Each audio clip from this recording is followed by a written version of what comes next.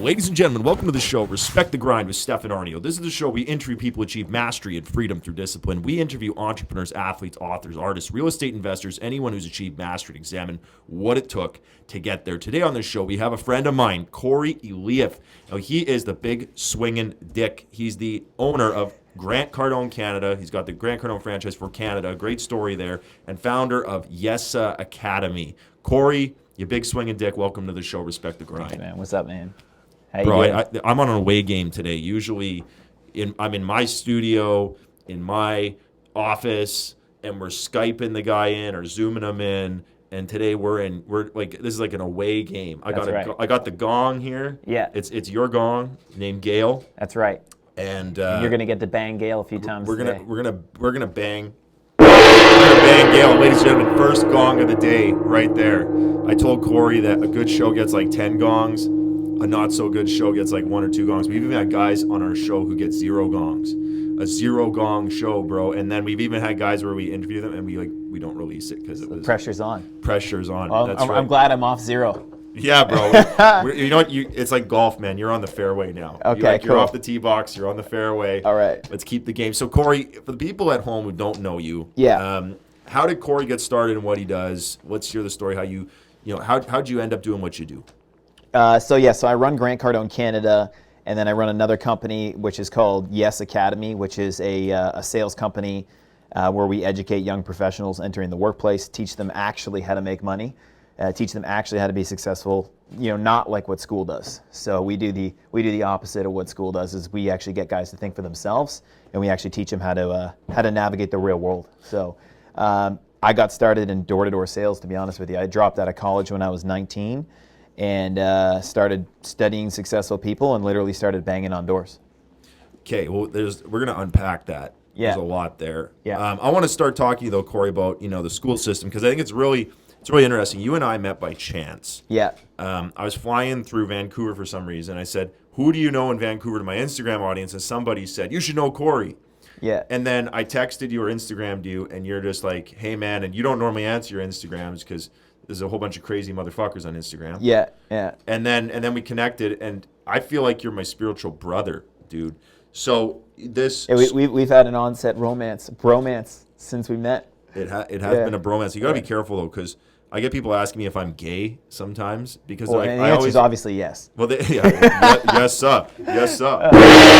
Dude, the answer is actually no. But it's funny though because you're doing a school system. You're trying to build your own like school academy thing. Not trying, but yeah, I am. Well, you know what I mean. Trying, doing. Yeah. Doing is what I should say. Yeah. Is you're doing it. You're building your own academy, and it's interesting because me over in little Winnipeg across the country, I'm building my own 5-year academy, and we both are products of the system of going to school, being unhappy with what they're teaching, being unhappy with the skills you come up with, being unhappy as business owners and getting these motherfuckers coming out of school who don't know anything. Yeah. They can't sell. And the more time they spend in school, the less time they can generally think for themselves. They become less flexible and less useful. Can we even get the gong to stop here? I don't know, man. That might be the real problem today. It's going to be a fire show. How's the audio? Is it all right? It's probably shit. It's probably the worst audio ever, but we're just doing the show. Yeah. But you're right, man. I find that like when I get a stack of resumes, I actually have an article I published is when I get a stack of resumes, and if they got degrees, I throw them in the trash. Yeah. Because you're right. They can't think. They're not. You're more extreme than I am. Yeah, I am. Yeah, I am, dude. I'm no rules. That's why I have a Viking beard. So, look, tell me about the school system and what exactly is wrong with it, and why is there a necessity for something like Yes Academy and what you guys are doing over here? Okay, cool. So, I mean, the necessity comes from what I think schooling should be, and I just relate it to like a sport, right? Like if we look at the outside world as a sport, and let's just pick a sport, hockey or basketball or something similar.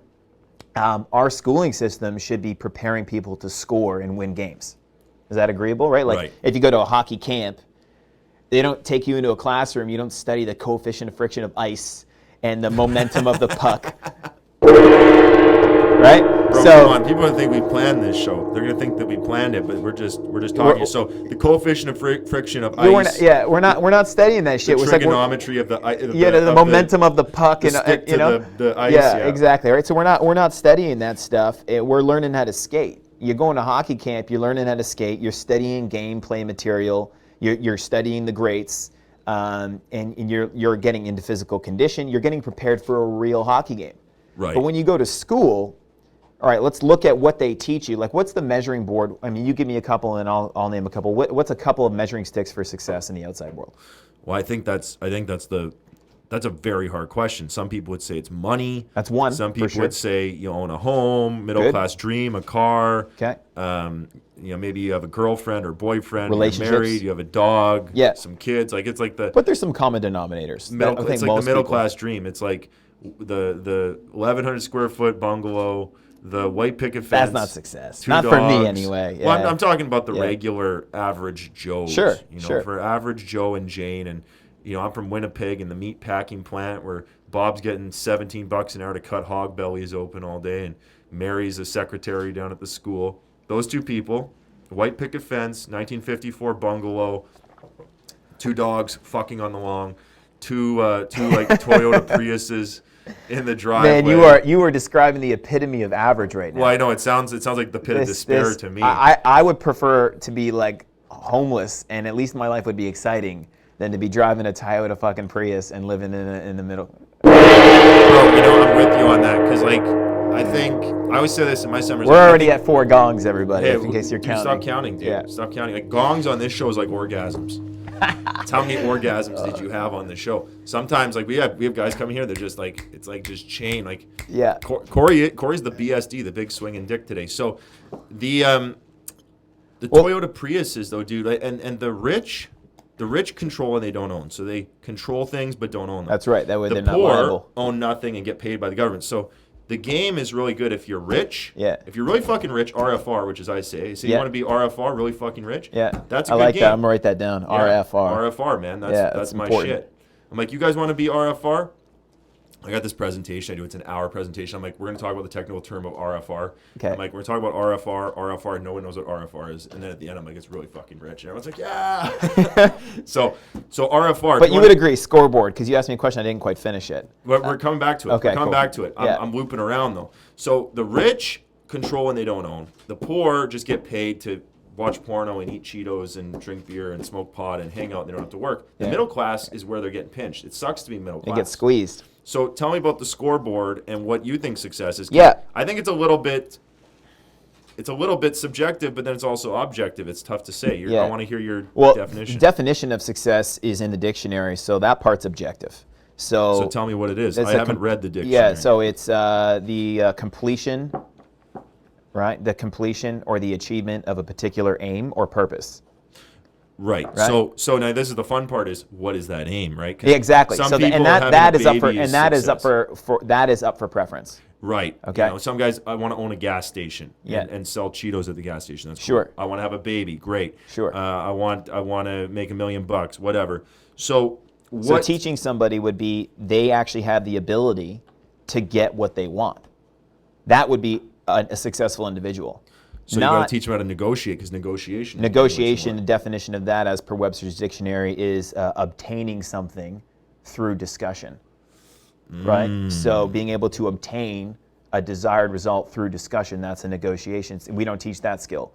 And if you look at the measuring stick, right, like what helps people get what they want, whether they want a healthy body, whether they want a hot wife or a good-looking husband, okay, Why are you saying I want a husband? Dude, hey, look, when you Google Stefan Aarnio, the first thing that comes up, Stefan Aarnio's wife. Who is Stefan Aarnio's wife? I know, Stefan that's Aarnio's so wife, funny. First thing on Google right now. I'm a hot commodity, dude. If we look at it, right, measuring sticks of success, money helps you get those things. So money is a measuring stick. It's in an economic planet. It is not a free world. It is a free market. So you need to understand how to make money, period. I don't care who you are. You are not going to be happy if every time you drive by the gas station, you're like, oh my God, the price of gas is $1.70. Dude, my dad, you know what he used to do? He'd have 2 cars, 2 broke-ass shitty fucking cars, and he'd leapfrog them around. They're always broken. So he'd drive one shitty car halfway across town, pick up his other shitty car, drive it, and then he would put $5 of gas in the car because he's hoping gas is going to go down in price. Now, help me, gas never goes down in price usually. It usually goes up. So I'm like, Dad, and then I'm like, why don't I just fill up the fucking car? Because if you fill it up all the way, you're locking in your gas price today and you're done and you would save your time. Yeah. My dad would go fill up the car every day and waste his time. It makes no sense. He valued time. He valued money more than he valued time, right? Oh, bro, So, it was the most. but it's the same insane people. thing. You go to Costco and you see all these sheep on a Saturday, and they'll line up for Sheeple. 25, 30 minutes to get 20 cents off their gas. Now, I drive a fully loaded pickup truck, and I got a muscle car, and that would only save got me. muscles, bro. They wouldn't. Yeah, Flex. my muscles Just are gone flex, right man. now. Just We'll have to fucking tell that story. flex We'll for have to me, tell bro. that There you story. go. Yeah. I'm okay? reaching out grabbing them. I don't get to Okay. do this on the shows. But if you look at it, even in my cars, which burn a lot of fuel, 20 cents a liter, like, dude, you're talking about, what is that? You're talking about like $12. So you're gonna spend Hold half. on, we're going yeah. into $12. That was a gentle. $12 for a full tank, and you're gonna sit in this parking lot at Costco and wait half an hour. So you value your time at $24 an hour? Like, you don't value your time. That's your issue.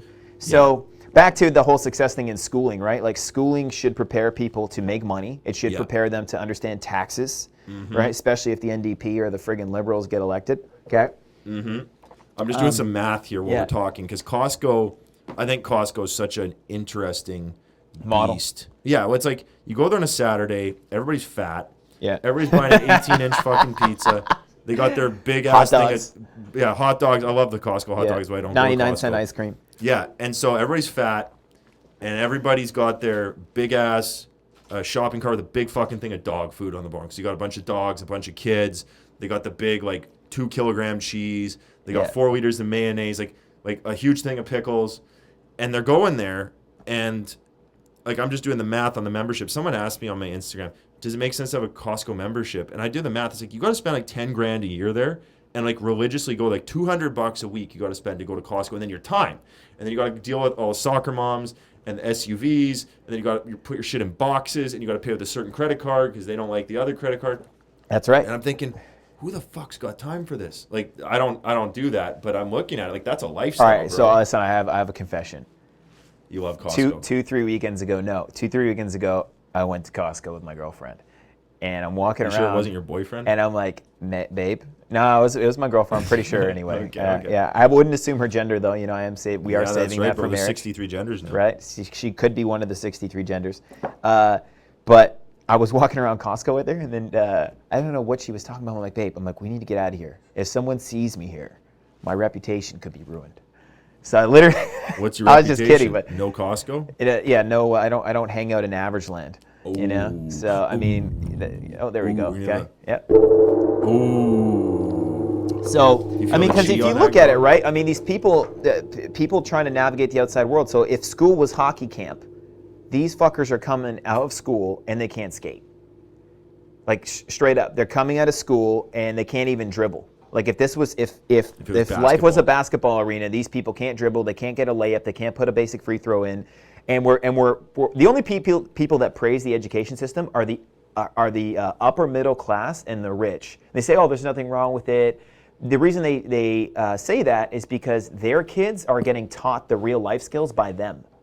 So there's nothing wrong with their kids because they're getting taught financial skills by the parents. They're getting taught study habits from the parents. They're getting taught discipline from the parents, right? So of course the upper middle class, I got rich aunts and uncles. Oh no, the education system's fine. I'm like, no offense, but you're rich. So shut up because you're entitled. And realistically, the middle class and the lower class, the reason that the rich keep getting richer and the poor stay poor and the middle class stay middle class is because all the key life skills get taught by the parents. Right. Now, if we built an institution that taught key life skills based on the top 1%, it's not hard. You study the top 1% of performers in every category.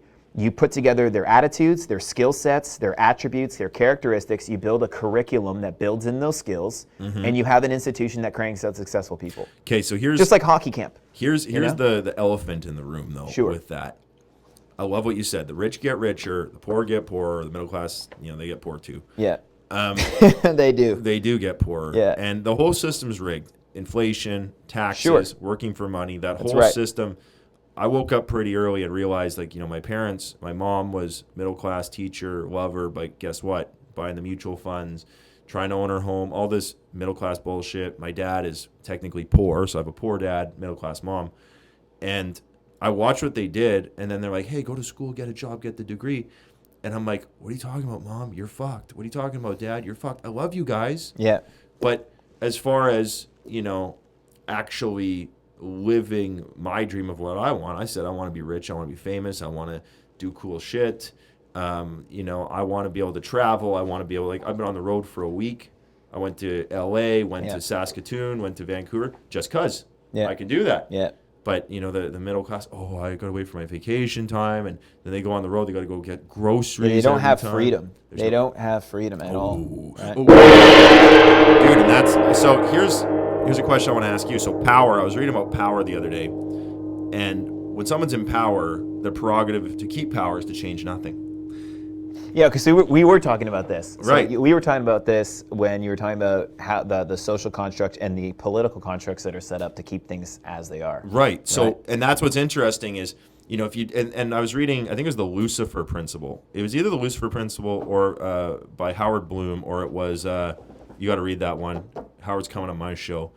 And then the other one was The True Believer. It was either one of those books. It was The True Believer or Lucifer Principle by Howard Bloom. And he was talking about how when you're poor and you're a have-not, you want war. And when you're rich and you're established, you want peace.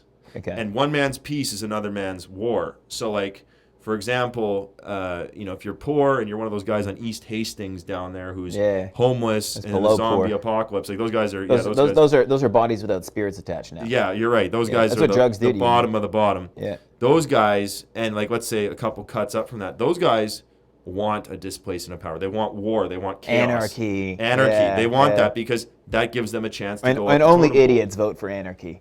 Well, anarchy is an interesting thing. And then the guys who are in charge, those guys want peace. And it's interesting because one man's peace is another man's war. Yeah. One man's freedom is another man's slavery. Yeah, economic slavery. That's right. Yeah, That's right. So what do you think about that statement? That I power think, changed nothing. And here's the thing too, right? And then you have these parties that go and they try to appeal to the masses. So they'll say, I will change things for you. Like Bernie Sanders. He's like I'm going to give you $15 minimum wage. But Bernie Sanders, his own people, he can't pay minimum wage. So his own people came and asked for $15 minimum wage, and he let them go. Yeah, I know. So that's like my favorite story of the last month. Is Bernie Sanders, champion for $15 minimum wage. Didn't pay his own people Couldn't pay his own people $15 minimum wage. Because we're arguing for the lowest common denominator. That's the real issue here. And if you look at it, you know, and you got all your conspiracy nuts too, and I love them because I've been down that road. They're like, stop talking about me. If we change the financial system, if we get rid of the fiat currency, everything will be better. I'm sure things will be better, but it'll just go back to the way it was.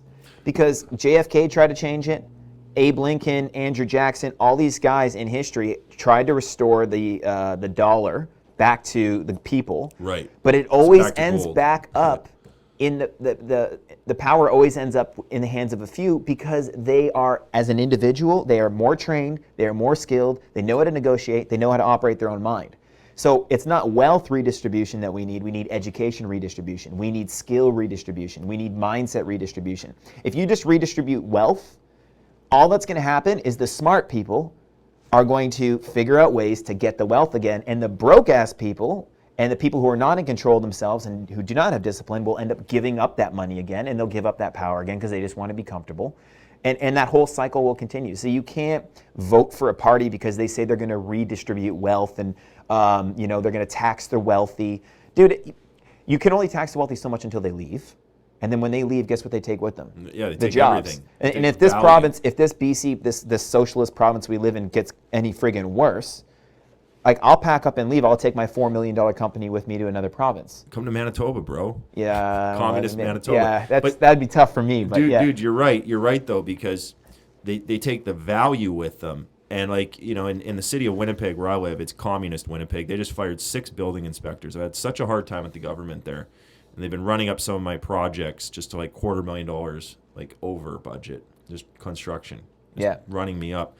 And it's crazy how a guy like me or a guy like you or, you know, some entrepreneur out there gets frustrated with the system. Let's say the city of Winnipeg administration or the government of BC and California. People move out of California to go to Florida because there's less tax. Yeah. Well, California, there's a huge exodus going on right now. Oh, yeah, huge. Yeah. And they won't be able to pay There's a lot of shit. things they're forcing kids to get vaccinated. It's like, dude, like what I inject in my kid is my fucking business. Yeah. And if there's metal in it, aluminum, and MSG, and a bunch of preservatives. Oh, but the doctors say it's safe. Yeah, but the chemist says it's not. So it's not, like, like thimerosal is a mercury-based preservative. Yeah. Mercury is a toxin, period. That's not up for discussion. Well, it makes your babies your doctor doesn't get to say, because he has a piece of paper that it's safe. So there's a huge exodus going on from any state where there's an excess amount of regulation. And why is there all this regulation? Because they're trying to help the middle class and punish the rich. If you want to help the middle class, let's fix this broken, archaic education system. But it comes back to power. We don't want to change the power because power works for those who are in power. So you change and that's nothing. right. And the people, that's why I started YESA, is because what we Right. need to do is educate this group in the middle that's getting screwed. We need to educate them to think like a wealthy person. We need to educate them so that when they turn on the TV, they understand persuasion. They're like, oh, he's using a microagreement on me. Or, oh, he's reframing with his question, like all the manipulation tactics Right. that the journalists use. Is it manipulation or is it influence? The dark side is manipulation. The good side is I would say if it's on mainstream media, it's manipulation. yeah. Bro, hello. Yeah. Oh. Bro, I got the big gong. I missed the gong this Good. time. Yeah, you're out of your element. I So, and here's the thing. I don't have a lot of, maybe I should have some more compassion for people, but you're looking at a guy, so I dropped out of school, and then I got in with the wrong crowd, got addicted to drugs, not smoking weed, I'm talking like hard drugs. Hastings drugs. Not Hastings drugs. Now, everything except shooting myself up with a needle. I did it pretty much everything but. And from there, I ended up living in a warehouse for 8 months. So I ended up like cutting off all my friends. I realized I had a drug problem. My buddy called me on a Wednesday night because I started off on Fridays and Saturdays. Then it was Friday, Saturday, Sunday. Then it was Thursday, Friday, Saturday, Sunday. And then my buddy called me on a Wednesday night, and Stefan, I don't know what it was, but something went off in my head like, yo, it's Wednesday, dude. You're getting high on a Wednesday, like you're about to do a couple lines of cocaine, or you're about to do some MDMA on a Wednesday. Bro, like Wednesday is not cocaine Wednesday. No, you've got a problem, right? So I'm like, I need to get out of here. Was it off of a girl's body? No, that would have been way cooler though. Yeah, no, see, and most drug consumption is not Wolf of Wall Street. It's you're driving in your buddy's truck and you're doing a line off the armrest. You know what I mean? Like it's not cool. Like drugs aren't cool. Most of them are friggin', hey boy, let's go to Tim's parking lot and smoke a joint. Yeah. That's where it all ends up. So I had to cut all that out. I quit everything cold turkey. I didn't go to a fucking 12-step program and say I was powerless. I did the opposite. I'm like, no, I'm in power. I'm in control. I quit everything cold turkey. I moved across the country. I fired all my loser friends. Good for you. And when I got out here, though, I took a job and was promised living accommodations when I took the job, but they lied to me, and I ended up having to live in a warehouse for 8 months. So what's that like? Because I got some good stories on this show. I had a guy, so listen to this rock bottom story. I had a guy on this show, and he was like a Dave Ramsey turnaround story, like the budgeting and stuff. Yeah. And this guy got in so much debt. He was living in his like Honda Civic, and his like rock bottom moment was sponge bathing himself naked outside of his car. I'm just like, bro, I'm laughing. I sound evil right now. Well, I'm like, seriously, bro, that's pretty fucking bad when you're sponge bathing yourself outside your Honda Civic because you spent too much on your credit cards. I'm thinking like, what? Well, that's the individual's creation, though. Like, no one did that to him. That's my point. Like, all these conspiracy nuts, oh, the Illuminati are suppressing us. Like, bro, at the end of the day, you and your lack of discipline is the person who racked up the credit card. What's more empowering? That's what the conspiracy guys don't do, is they basically say that everybody's not in control, that only the wealthy are in control. And it's like, no, man, like, I'm in control of my life, and I'm in control of my decisions. So me going to somebody and being like, stop being a little bitch, man up, work hard, read a book, is actually more ethical than me saying, oh, you're a victim. You mean you want them to respect the grind? Yeah, I want them to respect themselves. Yeah. Oh, Oh, dude. Yeah, Hello. Hello. Man, that is fucking loud, dude. Right? I know. That's why I got the headphones on. I don't really hear it man, as much. it is killing my ears. Yeah. So I'm living in this warehouse. I'm going through drug withdrawal. I'm doing door-to-door sales. And I'm sleeping on an air mattress. I'm working 7 days a week. And what am I doing, Stefan? I'm studying the 1%. I'm studying books like yours. Yeah. I'm studying how do I become self-made? How do I deal with people? How do I deal with money? How do I get deals? Right? Money, people deal, right? Money, people deal. How do I negotiate? How do I stop selling? How do I start closing? I'm studying all the stuff that you're writing. You wrote a little later. This is back in 2011. Yeah. And what do you know? 2011, I'm living in a warehouse. I'm doing door-to-door sales. I'm running a door-to-door sales team, so I'm not even making good money. And I'm studying the top 1%. 4 years later, I'm in the top 1%. I'm running a 200-person sales organization, making $250,000. Top 1% in BC is $212,000 a year, not a lot. Yeah. So I'm doing. Canada's like 250. Okay, good. So I'm making $250,000 We're a year. We're like the poor America. America's we are 350, poor America. Yeah. No, you got to go up a whole level. So yeah. And that's my point. Is like, hey, I had a drug addiction. I manned the fuck up. I took responsibility, moved across country. I was basically homeless for 8 months, and I studied my ass off, and I turned it around. So when I see these friggin' politicians on TV manipulating the public, saying like, oh, like we will make things better for you, like, no, you can't. The only way you can make things better for that person is to train, mentor, and educate them to be better on their own. You will not make things better for them. You know what I mean? Like you can make economic situations better, but unless that person's trained to take advantage of it, it's the same old shit. So I want to add to that. Yeah. I got a new book I'm coming out with, and I talk about how the natural state of humanity is poverty. And there's a great metaphor by a guy named Dr. Rabbi Lapin from a book called Thou Shalt Dr. Prosper. Robert Lapin?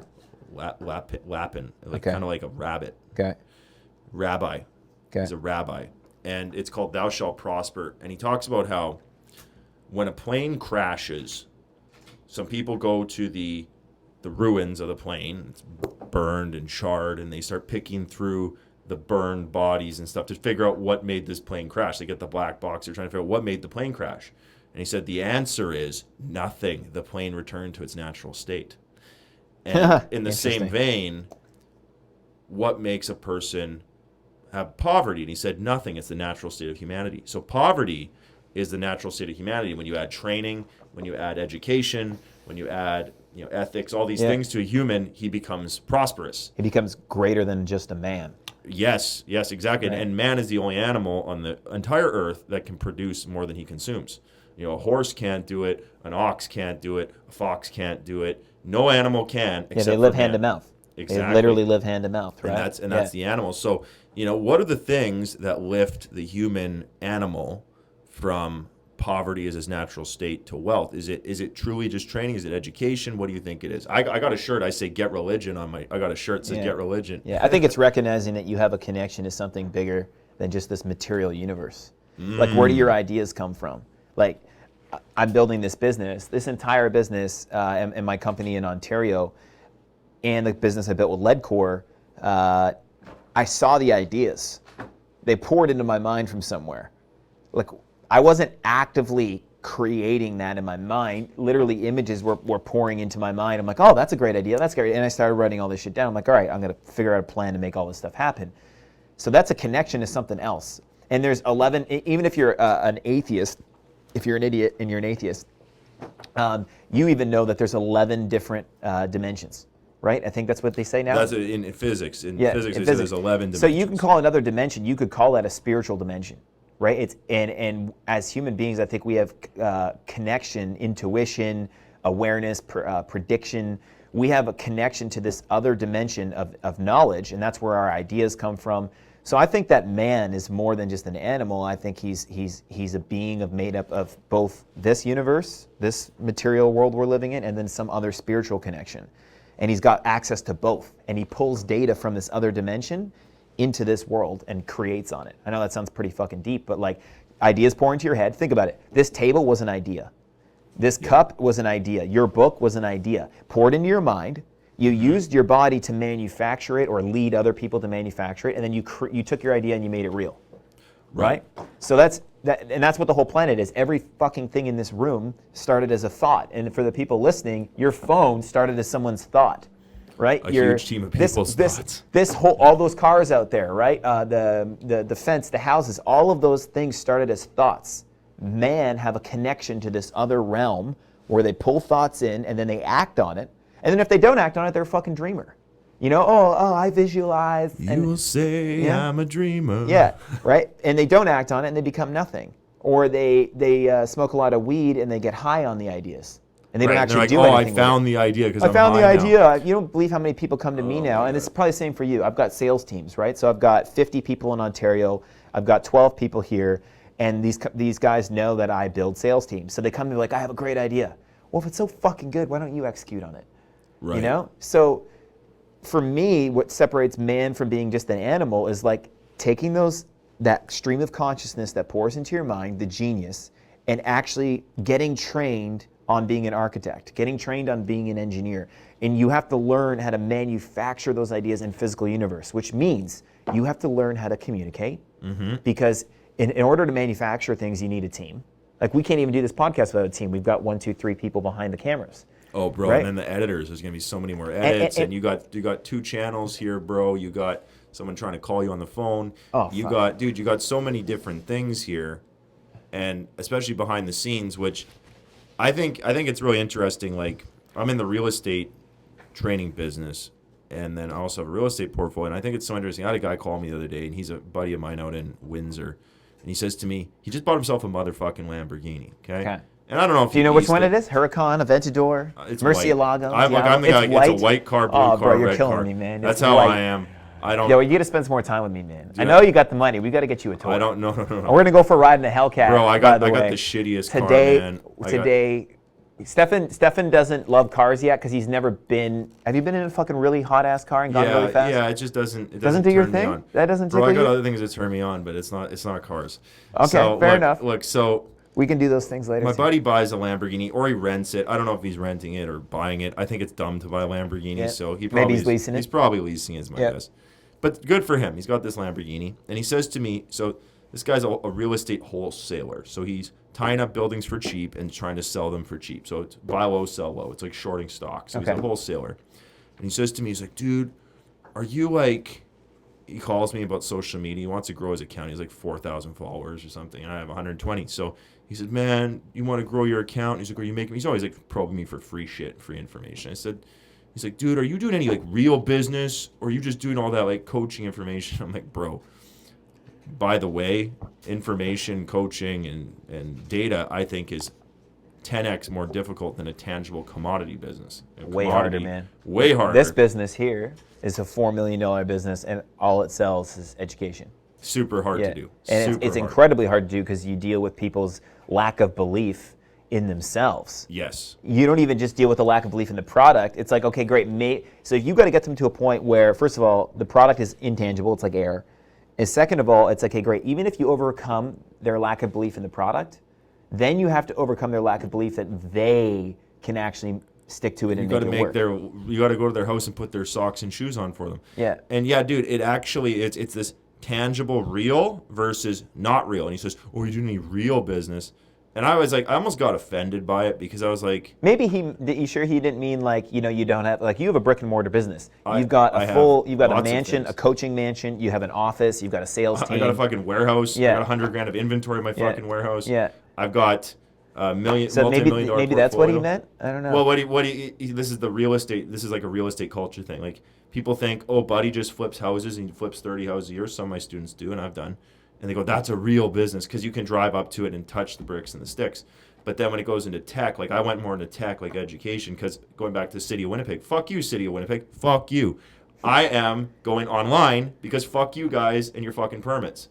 You know, that shit over there, I'm just like, fuck you, city of Winnipeg, I'm going online. Yeah. So there's the real business, real, tangible, the corporeal spirit or physical realm versus the spiritual realm. And what we're talking about is you're building it in the spiritual realm and you're manifesting it in the physical realm. That's right. Right? And it's like a seed, you know. There's a seed that turns into a tree. Well, that seed is no indication that it's a tree.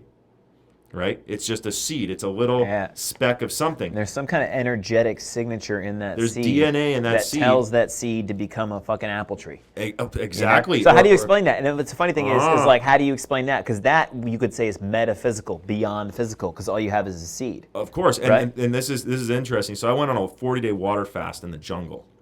And I'm in there. I'm not eating for 40 days. It's just water for 40 days. And it gets pretty fucking spiritual, and I don't like to say spiritual because it's like, it's spiritual. Like I hate doing that because you go to the water fast and you ask, why are you here? And the guy's like, I'm spiritual. And I'm like, fuck you, you're a liar. You're sick. You got something going on with you. Yeah. Nobody just goes for spiritual reasons to go to the jungle for that long. So I'm in the jungle, and we start talking about, like, it always goes to God, like about God or what God is or the universe or the supreme being or the energy or the source or whatever. And the guy running the fasting place, you know, love him. He's helped me a lot with fasting. I learned how to do it. And I'm talking to him, and I was thinking about this conversation. I said, is there a God? Now, he doesn't believe in God. Interesting. And by the way, when I say atheists or idiots, I don't mean you believe in a man in the sky. I mean, you believe in something more than just this one plane of existence. Right. You know? Right. So we're talking about, is there God, right? Sure. And is there God? I get people asking that a lot because I talk about God in my book, Hard Times. So I brought my platform into the religion space. People are like, do you believe in God? And I think, do you believe in God is a really fucking fucked up question.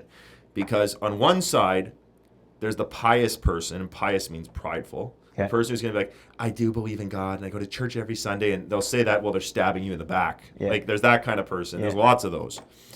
And then on the other side, the church is somewhere where they download their guilt every week. there you go. Exactly, bro. Not I'm everybody, gonna though. gong that. So, and then on the other side of the fence is somebody who's like, you know, maybe, no, I don't believe in God, or there is no God, which is very fucking scary, because now, what do you have to answer to? Yeah. In the ethics and moral world, what do you answer to? Nothing. That's pretty scary.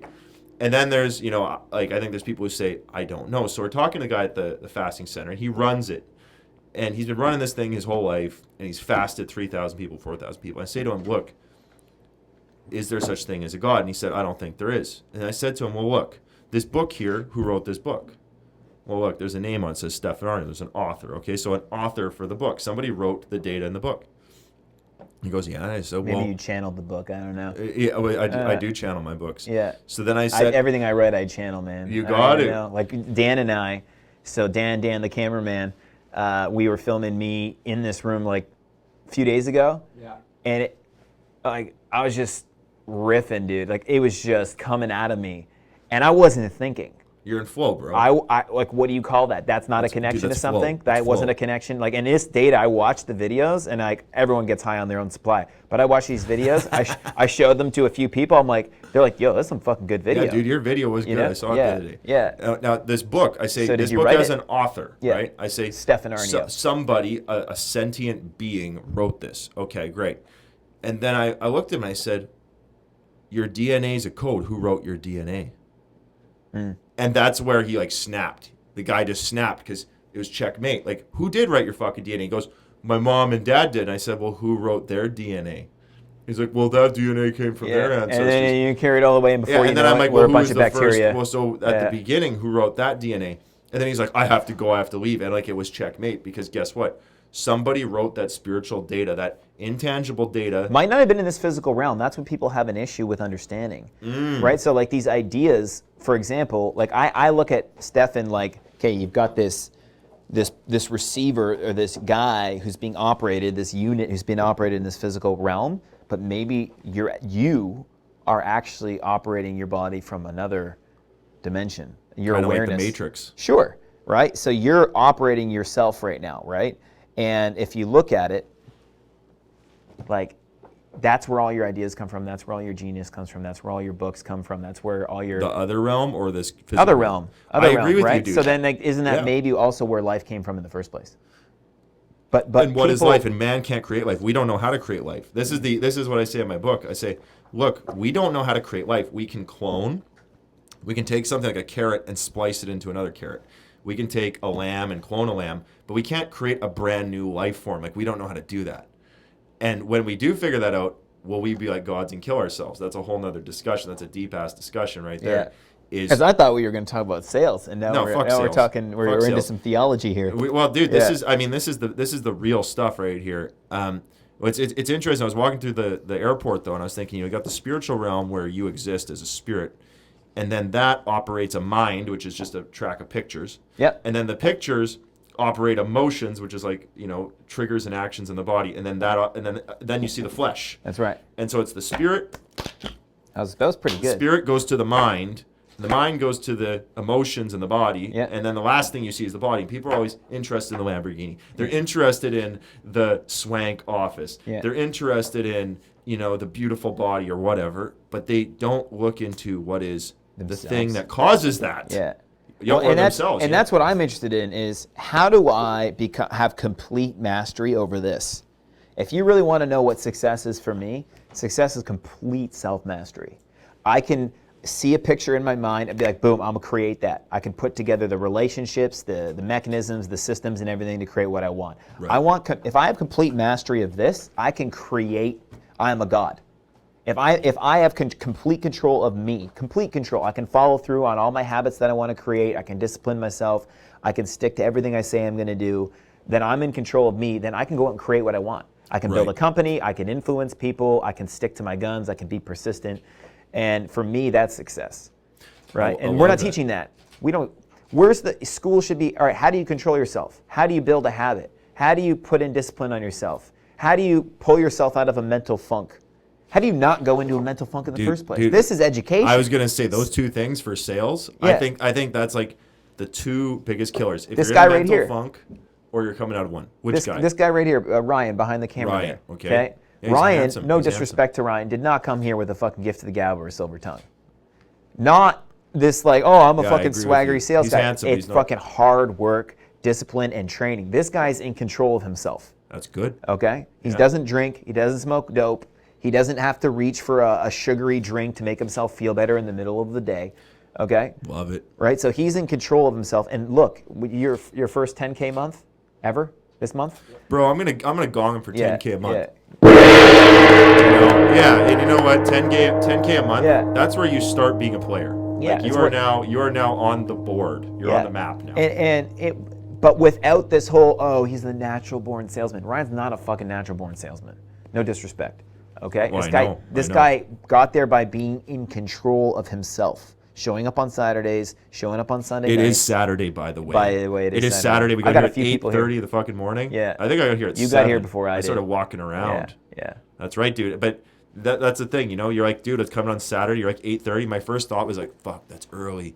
I like to sleep in. But, dude, I got up at like, I don't know, 6, 5 something this morning.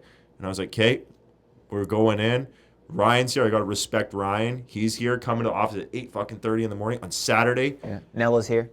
Yeah, we got people here in the office, and I'm like, yeah, that's what it looks like. I always say to my guys, my sales guys, I say, listen, guys, it's the work you do at nighttime, in the morning, on Saturday. Those are the times where you're actually getting ahead. When do you think I wrote these fucking books? On the fucking weekends, at night, 2 in the morning, 3 in the morning. You know, it's not like, oh, it's 9 to 5. Like 9 to 5 is to live. You live on 9 to 5. That's just keeping the press running. Yeah, that's the basics. And you can't walk away from that daily hustle. I'm at a point now where I can actually work on things during the day. But for the last 7 years... You're doing $4 million right now, so you got people running... We do more than that this year. Good. I want to fucking high-five you, dude. We do That's more than great. that this year. That's great. Yeah, you got the second team now. We have a second business that we'll own outright. So you're going up to 8 figures now. Very close to, yeah. Dude, I'm going to gong that. That's fucking great. Yeah. Actually, I want to ask you about that, because... there's a lot of 5-figure people out there who want to transition to 6 figures. Yeah. There's 6-figure people transitioning to 7. Yeah. There's 7 transitioning to 8. So let's talk about those transitions a little bit, because that's actually some nuts and bolts stuff. I want to hear your perspective, and I want to give my perspective, but you go ahead. You go first. Yeah, so like the 5-figure to 6-figure transition is pretty easy. Okay, you can get, and people usually plateau in a low 6-figure around about 140K. That's usually where I see people plateau. Why? Because so getting there takes some training and some discipline. So you put yourself around a better group of people at work. You start training, reading books, studying, building your skill set, and your income will go from 50, 60K all the way up to $120, $130. From there, and let me pause you. I feel like $120, $130 these days. Like Ryan, I said, welcome. You're at the beginning of you're a being well-dressed a player. slave. Yeah. Well, hey, I'm not going to say that to him. No. You're at the beginning. Like you got to the first piece of the Monopoly board. Like you got the top hat. You've gone from slave to warrior. Oh, on that. Yeah, you are now a warrior, bro. Like you're playing the game. You can actually afford to go out for dinner. Yeah. You won't be in credit card debt. Read the menu from left to right, not right to left. Yeah, you can actually pick what you want on the menu. Yeah. And then you get to where I'm at, where you order 2 things because you're out of control. Yeah. So I think that's like the beginning. So you got discipline, you got some training, and then what? What's some next? discipline, right? And then from there, from $140 up to $250,000, you gotta act, because that's the dangerous place, by the way. The most dangerous place is not 50K. it's 90 to You 140. can't even live on 50K Yeah. anymore, dude. But Like, you can't even pay your it's- parking when- bill downtown. When you're going from 50 to 100, you look at all your friends, you're like, these people are full of excuses. They're drinking every weekend. They're fucking losers. They drive shit cars. They eat shit food. They take shit vacations, right? So they're pretending. So that's an easy group to get away from because you can pinpoint the negativity. You can like literally be like, you're a fucking loser.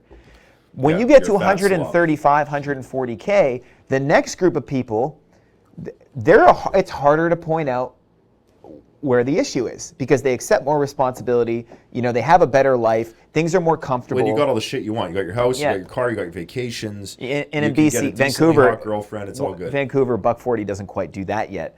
But you know what I'm saying, right? Like you look around, you're like, hey, these people aren't losers. They're cool. They have good points. They have good ways of looking at life. And it's like, no, not really. Right. So, well, dude, it's the basics. The 70 grand is the happiness point where they can now. Yeah, they're not living hand to mouth. Exactly. Yeah, The basics are covered. Okay, so this is interesting, Corey. I got to say, I want to give you a 2-pointer here, bro. I'm feeling like this is awesome because for me, I went from like 110 in sales as I was making last job I ever had. I never had a job for more than 10 months. And then I went up to like the 300 and 400 grand mark on my own. And so I never was in corporate. I never was in long-term showing up to the office, grinding sales. And I like hearing these finer points of the $120, $140. So what happens next? Okay, so $140. Now there are a few anomalies, and not to be arrogant, but I'm an anomaly. You're an anomaly because you and I both had these mechanisms where we don't let other people influence our thinking to a high degree. Yeah, you know what it's called? It's called fuck 'em. Yeah, it's like selective influence. Right. But most people don't have selective influence. They still think their friends' opinions are worth listening to. They still think their parents' opinions are still or worth listening to. They still believe, and this is Ryan's problem still, I know he's working on it, they still believe in like the outer status quo, that there's some truth to it. And the status quo is almost full of lies. So at 120, 130K, now you're at the top of the status quo, you're not questioning the outside world. You're not saying, oh, it's a broken system, these are broken thought processes. So then they get stuck there. They gel with their friends, they keep just doing what they're doing, and they're not looking for that next piece. To go up to $250,000, $500,000, you need to basically fire a lot of the people in your life who are basically convincing you to be comfortable and convincing you that you have a good life. You actually need to fire them, and you don't need the to. best part of the whole podcast. You don't need to. You don't need to cut them out, like not hang out with them at all. But you need to stop listening to them. Corey, this is the best part right now. I'm feeling it, dude. Like anyone who tells you you're doing great, oh, you're doing fucking awesome. Look how good you're doing. Okay, that's what my fanboys do. You know, like I literally have a group of people that come up to me and they tell me like, oh, Corey, you're doing so great. How are you so successful? Blah blah blah. And it's like, hey, that's why you're not in my friend circle.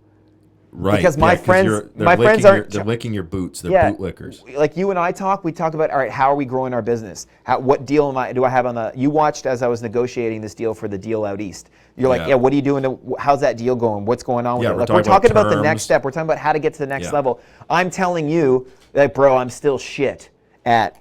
I feel like I'm still shit at self-discipline. I'm still not reading as much as I should. Now, your average ass friends. Yeah. They say, oh, don't be so hard on yourself. Oh, take a break. Oh, take it easy. Oh, no, you don't talk negatively about yourself. And that's why I don't have a life you're coach. perfect just the way you are. Right? You know? No. Like, I'm actually fucked up. I'm not perfect. I am well aware of my limitations. So that next step from 140 to $250,000 or $500,000 is like a big jump. Right. Now, to get into running a multi-million-dollar company. Okay, so hold on. Let's just go back to that for a sec, because this is where, like, I got guys in my office who are at that, like, they have flashes of brilliance. They'll do 30 grand a month for a couple months, and they'll go to fucking zero, and then they'll. Might be an ethics issue too. It could be ethics. It could be ethics. They might be taking that money and doing stuff they shouldn't do. Well, I don't think it is. I think it's they don't know how to. They are a Lamborghini, and then they drive it and they crash the Lamborghini, and then they have to like go find that fucking Lamborghini again, and then they drive it, and then they can't drive it. And what is it specifically? Because I think that there's a real interesting. A lot of guys I think can hit 100 grand easy. Yeah. I agree. That's training. Yeah. Now, I kind of jumped over the 200. I went from like 110, and then I think you're a bit of an anomaly, though. I was saying to your pal there, Ryan, I'm a freak. You're a big spirit too. I got nothing to do but You're this. big spirit. Yeah. I don't know. We can talk about what that means. I'm curious to know what big spirit means. But I jumped over that phase. I never got the golden handcuffs. I drive the shittiest car, 2009 Chrysler Sebring. Come for a ride on it. Dude, this bracelet's worth more than that fucking car. Yeah. And, like, I never got into the status quo. Like, I'll sleep in a cardboard box. Yeah. I make money, but I don't spend it on anything. I'm in a $700 a night hotel right now. Dude, you should, yeah. But I'm like, I do it purely for the game. And that's something that is... And that's a transition that happens too. In that range. So in the beginning for me, like I wanted this Cadillac. I had it's like a $90,000 600 horsepower Cadillac. It's a nice I wanted Cadillac, it my whole life. And that's what life was about for a while. It was like, I want to achieve success. It was like you were aiming for this static. You were trying to get to this static place where like things were going to be good. Right. But in the journey or in the hustle, the winning, like if you ask me what I'm most excited about right now, literally, and I'm a huge car guy. Yeah. It's not a car. Yeah. I'm not thinking, my car's in the parking lot. It's like, I live across the street. I don't even drive the fucking thing half the time. Right. Okay? It's the game. Like, you asked me, Corey, what are you excited about? Man, I'm excited about 150 reps. I'm excited about $36 million in business. I'm excited about building an inner circle training for like all the guys who actually deserve to have my time one-on-one. Yeah. I want to build an inner circle training program. Yeah. I'm excited about writing my book. I'm excited about what Dan and I are doing. We're filming a full video series and we're going to be, like, I haven't even touched social media yet. I'm excited about the game. Yeah. But in the beginning, I was excited about the end of the game. Right, when you can which finish. is a middle class thing because Yeah. you've been raised in a hamster wheel and then you're just thinking about how to get off the hamster wheel. But when you start really playing the game, you're like, yo, how do I destroy this hamster wheel? How do I wear the bearing out on this hamster wheel and go to a bigger hamster wheel? It's like fuck the wheel. Let's talk about the hamster cage that the wheel's in. Let's Yeah. talk about the table that the Yeah, hamster yeah. wheel's on. Let's Fuck just the leave whole the cage altogether. Bro, let's just Yeah. throw the whole game out. Yeah. Yeah, it starts being... How do I change the game? How do I actually play the Yeah. game so well that I can actually change the game? So for me, like, that's a whole other aspect. The mindset shift between 100, again, I see people plateau at $150. The other thing is a partner. Oh, So I'm gonna gong that because I think that's Yeah. a big landmine. Yeah, for a woman lot or of a people. man, depending on. That's a big landmine, dude. Yeah, like I know from experience. if you have, I just see it, and you guys see this with the Conor McGregors and the Tiger Woods, and these guys, they get all the success, but their ethics and their responsibility level did not come up as fast as their money. What happened to Conor McGregor? Did he Oh, have some, dude, that guy's girlfriend? spiraling hard. Just look. First of all, watch any video of him prior to his 1 year break. Yeah. He speaks slowly, he's articulate, he's directed, he's calm. Now when he speaks, there's a nervous hysteria. He's speaking like you're gonna stop listening to him and he needs to get it all out real quick. Oh, I'm gonna be the champion. I'm gonna. Hey, he's like, blah, blah, blah. He talks so fast now because he did a year of drugs. Fuck. And he walked, literally, I used to be a drug addict, so I looked at pictures of him on Instagram. I'm like, oh, that's cocaine. Oh, you're on, I can take a look at you and tell if you're on MDMA or ecstasy. You can just look at the person and be like, that guy's on ecstasy. Eyes, you're sweated through your shirt, your face is completely flushed, and you've got a big smile on your face and you're biting your lip. You are 100% on MDMA or ecstasy. So there's all these pictures of him online. I'm like, oh, and I know what that drug does. That drug makes you comfortable. That drug makes you slow. And that drug makes you, when you're sober, nervous. So when you're not on the drug, you because you experience this complete level of elation, or you could call it euphoria. Right. Then when you're walking around in normal without the drug, you have this anxiety to you. So Right. if you watch him now, he speaks with an anxiety, right? And what happened? His money came up faster than his ethics did, right? And same thing happened with Tiger Woods. So your freedoms come up so much, but you don't have the discipline to keep yourself from doing dumb shit. So these guys start making six figures, and then what do they start doing? They start, oh, you know what, I'm gonna start drinking a little bit more. Oh, I'm gonna start, I'm great, I'm gonna start talking to these girls. Oh, I'm a player, you know? And they start sleeping around multiple women and doing unethical shit, and then they get distracted, and then half of their energy now is what they did on the weekend. Half their energy is, oh, I got this girl mad at me because I slept with her and I misled her. So now their energy's not into playing the game. Their energy's in this like side world of like leisure. So again, the guy, as he comes up the ladder of income, needs to constantly put ethics in on himself. He has to study ethics. He has to study morality. That's where religion's good for most people, because it allows them to check into a moral code or a code of honor. Yeah, there's some base code system that they can follow and figure their life out. That's right. Yeah. So they have something that they're plugging into on a regular basis. Now, to get into running a multi-million-dollar company, I think having a partner definitely helps, a sexual partner, like a partner, like a spouse, because that's why so many people are Googling Stefan Aarnio wife. They're you like, need how do I get the job? you need a partner. Like it's easy to get to $250,000. You could do it without a partner. Generally speaking, above that, having a partner who you guys look at your household as an empire. Yeah, it's its own unit. You have your own company at home, home economics. Yeah. That used to be a class they used to teach the young women, home economics, how to run an actual house. And that's the decomposition of society right now. You've got all these people encouraging all these women to go out and compete with men. Yeah, and it's like that is we will break you. That is a stupid idea. Yeah. Like, you are so much more valuable than men. Yeah, you are so much more valuable than men. Don't go and try and compete with men. Let's cooperate. Yeah. Right. But there's an agenda. Yeah. In the media to make men and women compete, and that's how you make society, the fabric of society, fall down. Yeah. Imagine two wolves, both the male and the female wolf. They have a litter of baby wolves. Yeah, like cubs or whatever. What if the male wolf, let's say the male wolf stays at home. Who gives a fuck about your ideas of rules, okay? Let's say the male wolf's job in his DNA is to actually protect the babies while the female goes out and hunts. Mm-hmm. What if all of a sudden this male wolf puts on global news or starts going to gender studies in his bullshit university that's been funded by drug companies and big corporate interests, and he's going to this university class, and they're saying, you know what, male wolf, you're more important than staying at home and raising the next generation. You're more important than that. You should go out and you should show your female wolf that you can get meat just as good as her. And now both wolves are leaving the wolf den and leaving the litter unprotected. Well, there is no litter now. How long will that fucking species last?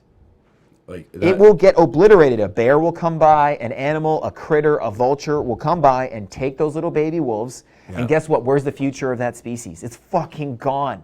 Okay? Because you were so busy being empowered to compete with each other and being important. First of all, anyone who tells you that the pursuit of fucking money or your fucking career position is more important than the raising of the next generation of the planet, the kids, is fucking psycho. Yeah. Yeah. Right? That's crazy. It's like, a woman's job should do more than parenting her kids.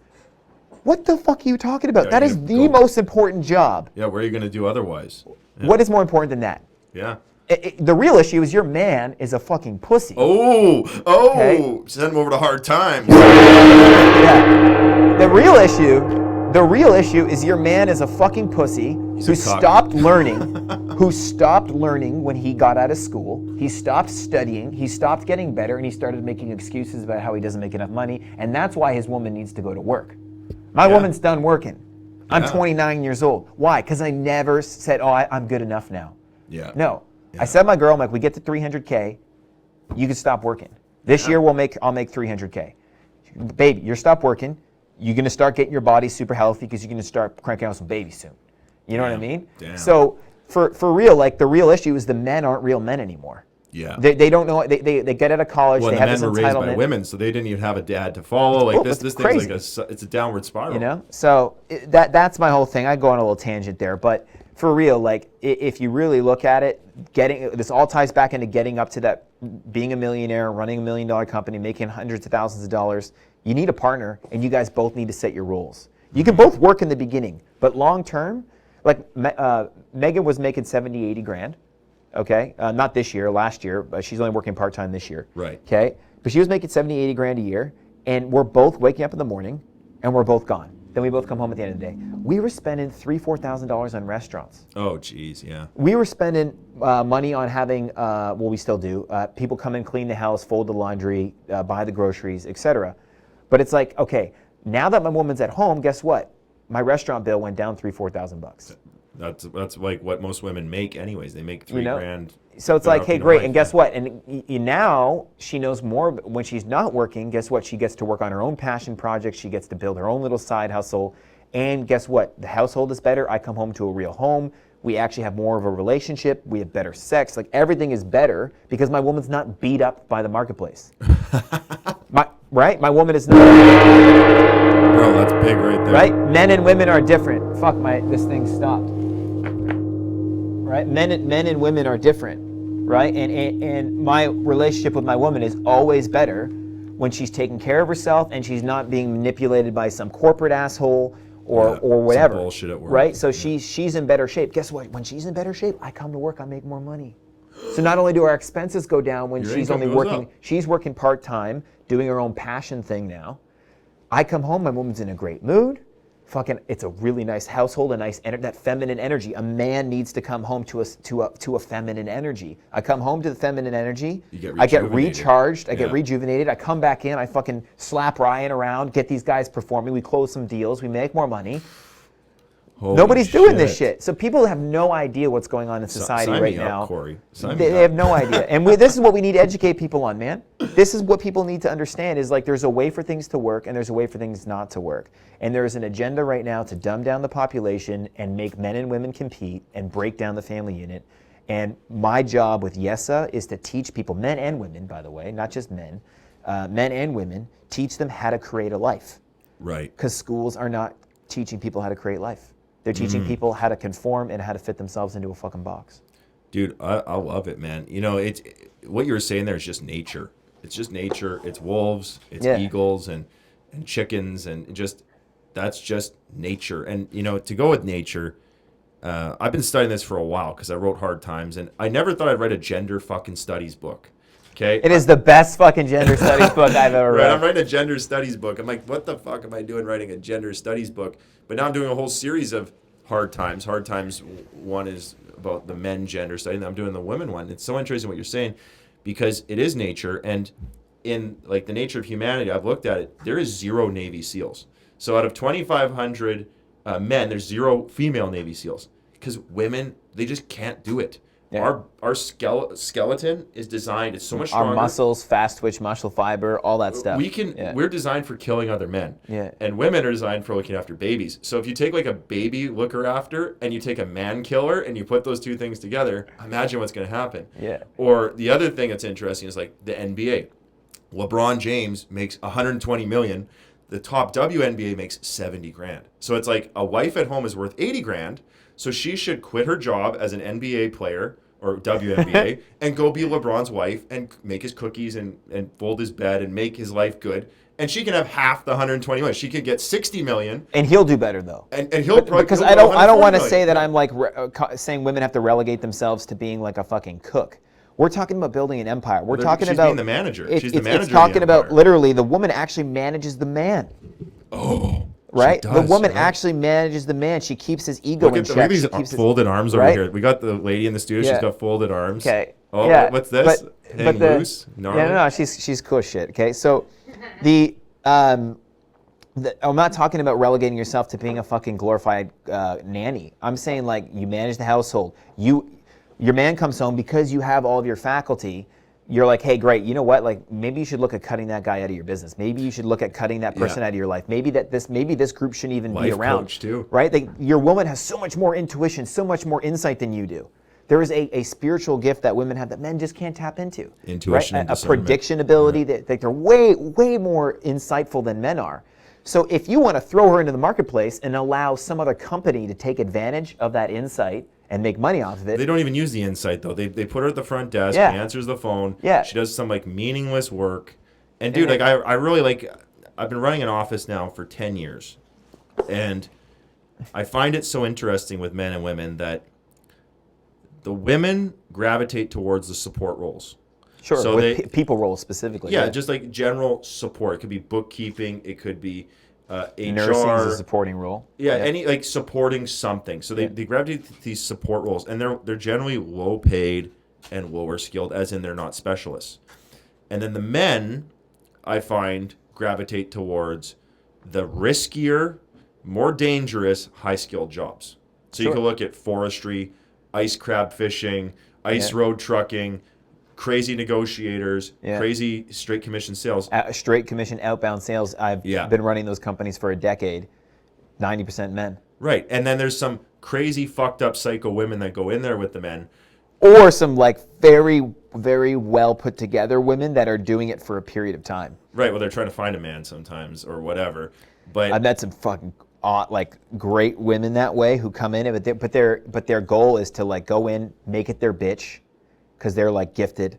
They come in, they make the job their bitch, they move themselves to the fucking top, but then they're out. Then they're like, all right, I'm out at 34, 35, and I'm gonna go do my do the baby thing. A baby, yeah. Because Because guess what? That's ain't nothing wrong with that, by the way. I'll take those women. They got a sacred womb to do that. And it's so interesting though, because I hear this like gender wage gap and gender this and gender that, and like I've gone to the women in my office and they say, we want more money, and I'm like, okay, well, I already pay you guys over market. I know what you're worth in the marketplace. I pay you more than that. Yeah, for the role. For the role. Not for the gender, for the role. For the role. Yeah, for the role. Like, guess what? You answer the phone. You get paid this much to answer the phone. You want to go call guys in the office there. Some guys outbound calling, making $30,000 a month. Good for them. If you're at the front desk and the customer's like, where's my email? I didn't find my email. That's not a very hard job. Yeah. Like, I want more money. I want more money. I say, well, look, there's 3 ways to do it. One is go back to school, get specific, specialized skills. Yeah. Number 2, go into sales and entrepreneurship, which is hardcore, and it's the Navy SEALs, and I don't think and you're it can give you ulcers. It'll give you ulcers. Yeah, Fuck you me. can lose a fucking organ like I did. Yeah, I almost lost the organ. Yeah, you almost lost an organ. And then the third thing is find a guy who's rich and marry him. Those are like your 3 options. Now, if you're a guy, guys don't want your ass if you're a guy, so you got only 2 of the options. You can go into sales and entrepreneurship, or you can get specialized skills. But if you're a woman, you got that third option. And it's crazy how I offer the sales job. I always offer the highest paid things to women, and they don't want it. They're like, I don't want to be in a bullpen. I don't want to dial. I don't want to do that. They're like, can I have a support role? Can I please sit at the front desk? And then they do sit at the front desk, or whatever the job is, some support thing, shipping, whatever it is, bookkeeping.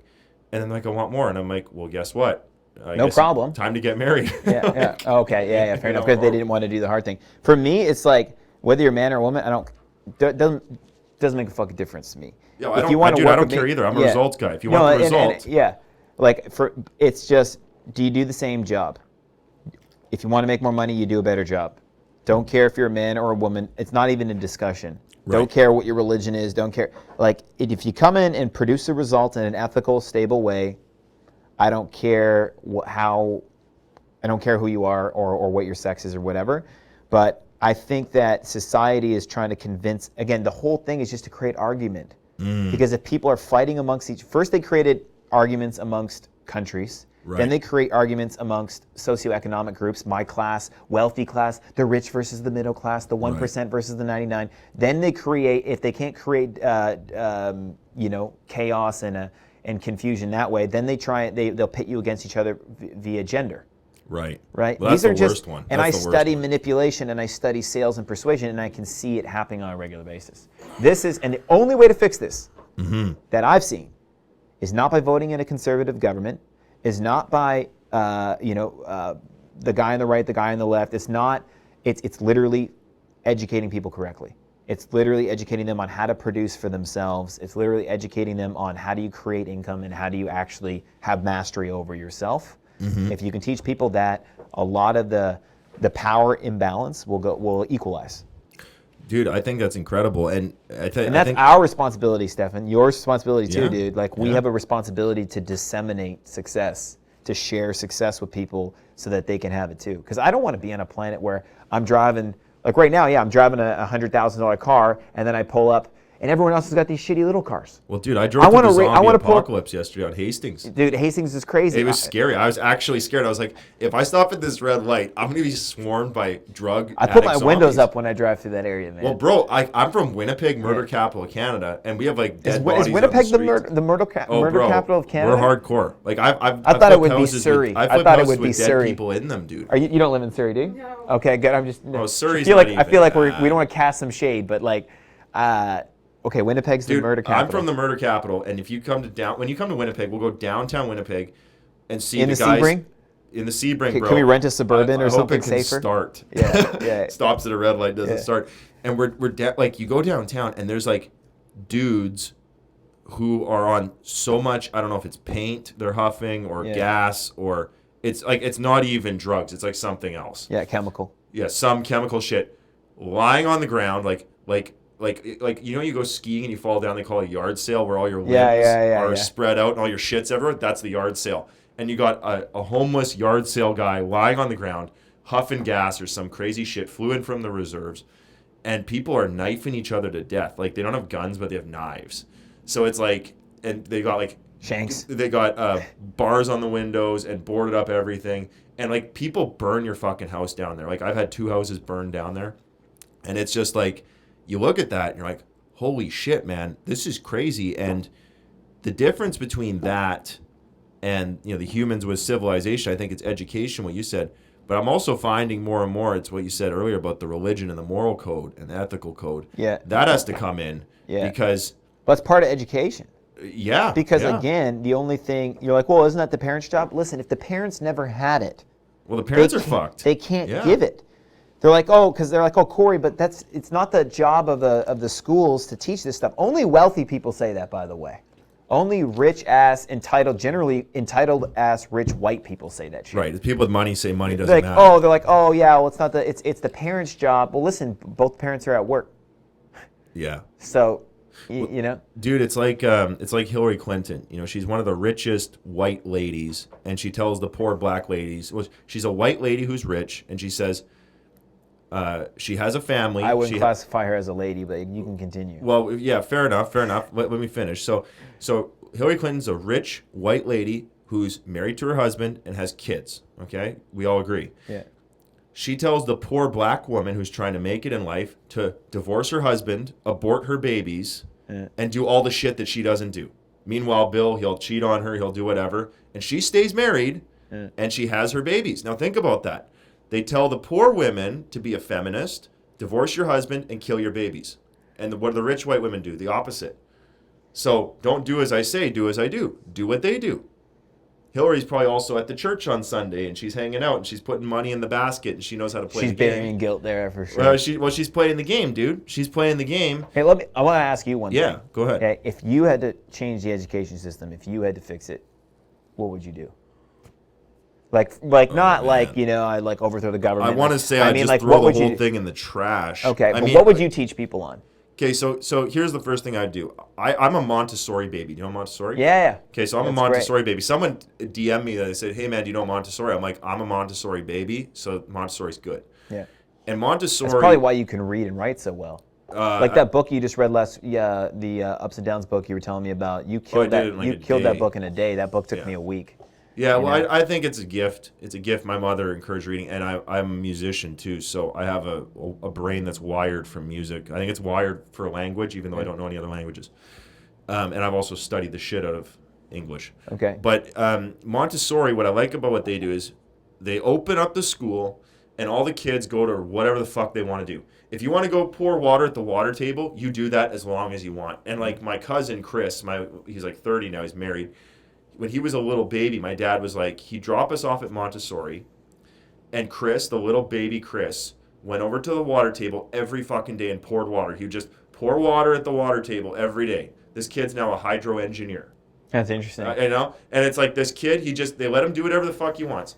And then there's another kid, his name is Steven, or Little Stefan was his name. I was Big Stefan, he was Little Stefan. Little Stefan just went and did math. So this guy just went and he just pulled out the math books and started doing math every day. And he just loved math.